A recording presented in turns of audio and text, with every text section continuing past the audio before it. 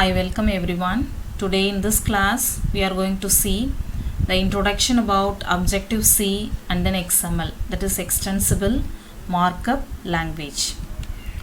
So first let us discuss the introduction about Objective-C.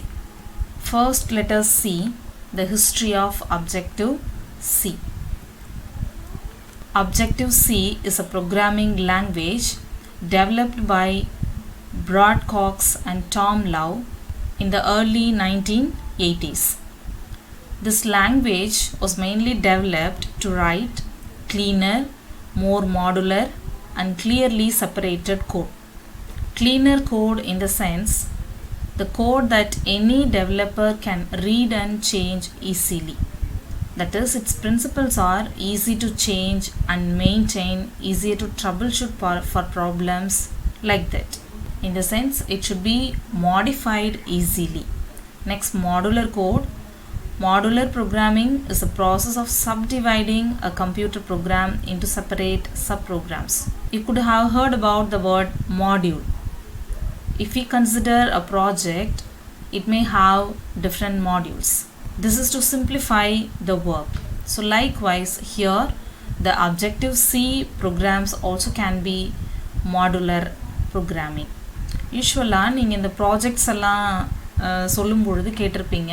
Project அப்படின்னு சொன்னால் it will be divided into some number of modules. So இப்போ ஒவ்வொரு மாடியூலையும் ஒரு team கிட்ட கொடுத்துருவாங்க. அவங்க அந்த டாஸ்க்கை கம்ப்ளீட் பண்ணிவிட்டு ஃபைனலாக அந்த மாடியூல்ஸ் என்ன பண்ணிக்குவாங்க, கம்பைன் பண்ணிக்குவாங்க. இட் இஸ் டு சிம்பிளிஃபை த டாஸ்க்கை. அதே மாதிரி தான் இங்கேயும் நம்மளோட Objective-Cயில் ப்ரோக்ராம்ஸ் அப்படின்னு சொல்லி வரும்பொழுது it can be divided into modules, sub programs. அதை தான் நம்ம என்னென்னு சொல்கிறோம் அப்படின்னா சப் ப்ரோக்ராம்ஸ் அப்படின்னு சொல்கிறோம். It was to simplify the work. அந்த ஒர்க்கை அந்த டாஸ்க்கை சிம்பிளிஃபை பண்ணுறதுக்காக யூஸ் பண்ணுற வே தான். Next one, clearly separated code. That is like functions, methods. Likewise we are going to separate the source code in clear format. There is a negative opinion about this, that is Objective-C was not invented by nor is it exclusively owned by Apple, because now this Objective-C is used by the company Apple. In the past, this Objective-C language was actually an open standard, like open source. Even there was an Objective-C compiler existed, and also it was ran on Windows. Next we shall see introduction to Objective-C. The developers used this language Objective-C to write iPhone applications is called Objective-C. It is an object-oriented programming language, and also it is based on the standard programming language C. In the sense, this language is having some of the features of the programming language C. This language is used by Apple because this language is efficient, easy and neat to write any application. Since it is based upon the C language, Objective-C can incorporate blocks of C code as well as C++. This Objective-C language can have the source code as like C or C++ block of source code, and also making it very versatile for application development. Versatile means changeable, that is able to be adapted to many different situations or different functions. For the operating systems iOS and OS X, this Objective-C is a native programming language. It is a compiled general purpose language and capable of building everything from command line utilities to animated GUIs to domain specific libraries.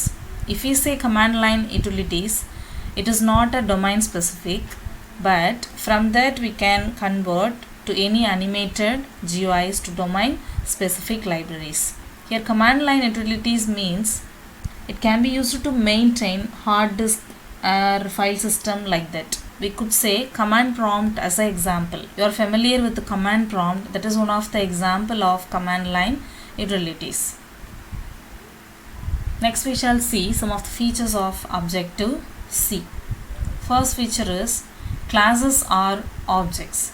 Here in this language Objective-C, all the classes are known as instance of a meta class, and it was automatically created and managed by the runtime. Next feature, dynamic typing. In this language Objective-C dynamic typing is simple to use. For example, what this dynamic typing is going to do, it is going to declare a variable that can hold a reference to any object. Dynamic typing means object without specifying what sort of object it is, called dynamic typing. Instead, it will use id as a type. For example, here id my object is given. Here id is a type, my object is a object. Next feature, optional static typing. This static typing declares a variable that can also hold a reference to any object. Next feature, categories. This feature makes easy to extend classes without reordering to subclassing. Here, the features of existing classes can be inherited to the requirements or to the new frameworks which we want to create or which we want to develop newly. Next feature, message sending. As we studied in Java feature message passing, here also the messages can be transmitted between the objects. That is called message sending. Here the objects are going to interact each other by sending messages to them. Next feature, expressive message syntax. The syntax for Objective-C messages are like natural language sentences. Next feature, dynamic runtime. The language Objective-C has the feature dynamic runtime. That means during the runtime, user can do the modifications, changes, whatever they need. It allows crafting messages. Crafting messages in the sense simplifying the messages which is going to be passed. And during the runtime, user can create the classes and they can add the methods to the existing classes, and also they can change the methods which is already implemented and so on. Likewise, during the runtime, user can do many works on the classes and methods and objects. So this is called dynamic runtime feature. Next feature, automatic garbage collection. We have studied already in Java about this feature, that is garbage collection. Garbage collection in the sense, during the execution, if there is any free spaces or unused variables like that, those things are called garbage, can be collected by the garbage collector. Here this language Objective-C is also having the feature garbage collection. So far we discussed about the features of Objective-C, and these things are under Introduction to Objective-C, that is history of Objective-C, then Introduction to Objective-C, and then features of Objective-C. So next let us discuss about the Introduction to XML. History of XML. Expansion for XML is Extensible Markup Language.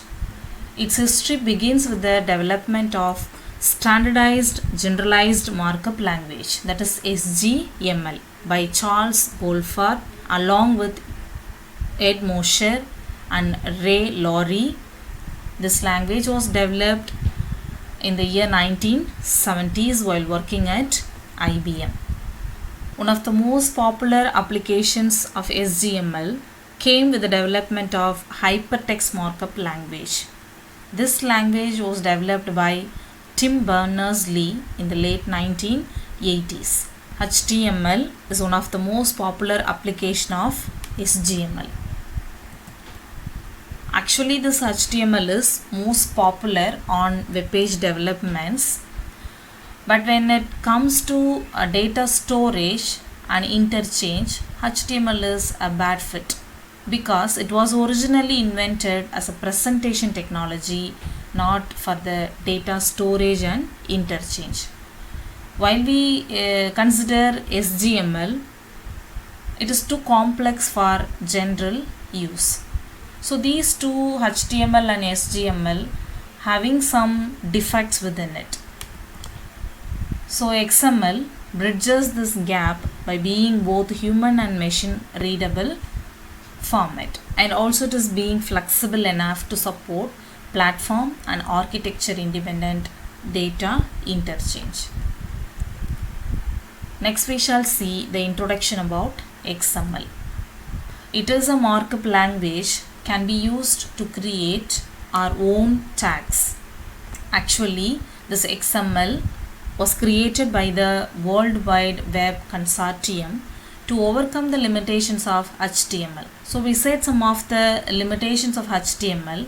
So to overcome those limitations, this XML was created by the World Wide Web Consortium. The hypertext markup language, that is the basis for all web pages. This XML is based on SGML, that is Standard Generalized Markup Language, and it was designed with the web in mind. This is mainly used to web development. Here HTML is the most successful markup language of all time. XML was designed to store and transport data which is not in HTML, and also it was designed to be self-descriptive. Next, let us see some of the features of XML. First feature, easy and efficient data sharing. Since XML is software and hardware independent, data can be easily shared between different hardware and software configuration. Any system with any programming language can read and process a XML document. Next feature, compatibility with other markup language HTML.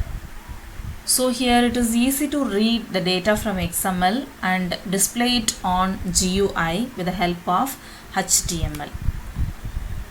Next feature, it supports platform transition. So it is as like platform independent. That is, we discussed already in Java. Application which is developed in one platform can be transmitted to another platform easily. That is called platform independent. The same is discussed here in platform transition. Data is transported on new upgraded systems without any data loss. Next feature, it allows XML validation. A XML document can be validated using either DTD or XML schema. Here DTD in the sense document type definition. It is a set of markup declarations that define a document type for an SGML family markup language. It ensures that the XML document is syntactically correct, and also it overcomes all the issues arises due to the incorrect XML. Next feature, it adapts technology advancements. Even today this XML is most popular because it can adapt to the new technologies. How it is possible? Because it's platform independent feature. Next feature, XML supports Unicode. You could have heard about ASCII code, as like this is also one of the code format. So here XML supports this Unicode, and it allows to communicate almost any information in any human language. So these are the features of XML. So here again we discussed history of XML, introduction to XML, and features of XML. So I hope that you might have get some idea about Objective-C and XML programming languages. I'll meet you next class. Thank you.